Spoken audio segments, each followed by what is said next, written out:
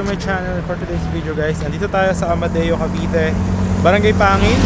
This is the highway, East-West Highway guys. And meron tayo dito ng mga 1,000 square meter farm lot for only 6,000 per square meter.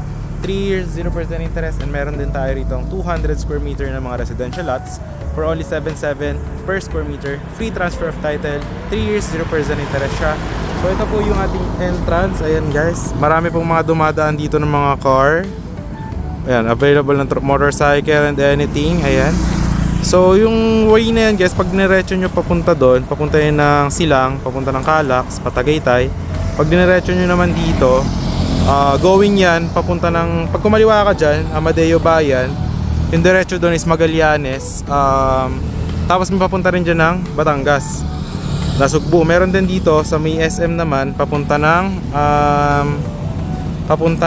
sa may SM13. Ayan. So yan. Yan, may mga bilian din dito ng mga pinya, ganyan. Alright.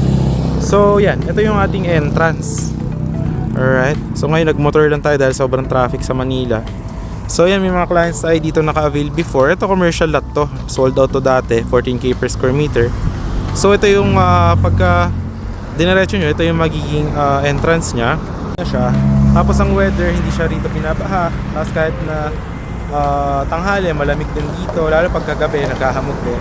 Tapos above sea level nya, nasa 400 meters above sea level. So malapit lang din sa Tagaytay, mga 15 minutes.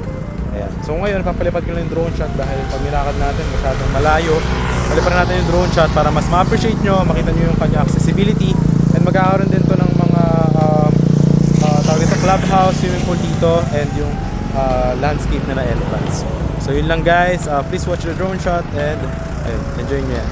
Hi everyone! Welcome back to my channel, and for today's video guys, nandito tayo sa Amadeo, East-West Road, Barangay Pangil. Ayan guys, yung highway na nagdudugtong ng Calax to Silang to Amadeo going to Mendez. Ayan guys, yung highway dito sa kanan, yan yung nagbubuklod ng Silang. Dito sa kaliwa, going yan to Mendez, Indang, Magallanes, to Bailen, to Nasugbu. So yan po yung ating highway access, no? So ito po is yung magiging isa sa busiest roads. Ito po yung magkakaroon tayo ng swimming pool, ng ating guardhouse na napakaganda, entrance, dahil meron po itong mga commercial lots. So sold out na po yung mga commercial lots natin way back March, no? That's for 14k per square meter.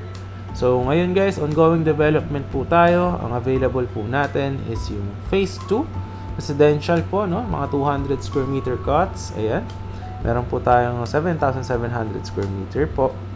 And free title transfer po yan, no? And big concrete roads guys. 10 meters and 12 meters po with drainages. Sa farm lots naman po guys is 1,000 square meter cots for only 6,000 per square meter. Meron din tayong 700 square meter cut sa farm lot pero limited lang siya. Corner lot meron din po.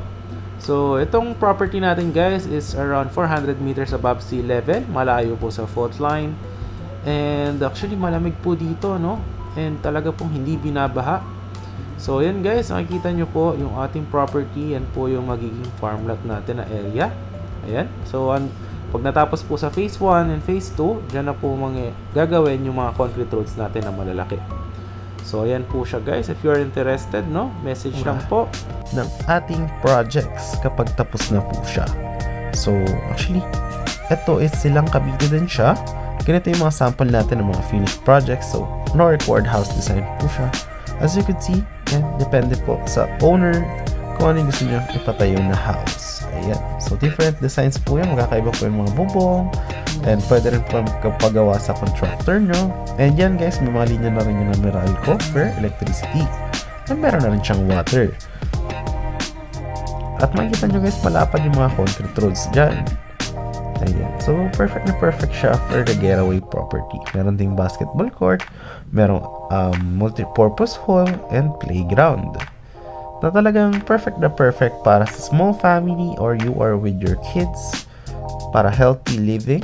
Actually, maganda rin mag-walking dito. Lalo pagka madaling araw is naghahamog po dito. Dahil this property, ito pong develop na project natin, is just around 8 minutes to Tagaytay boundary, no? Kaya napakalamig po talaga ng weather niya.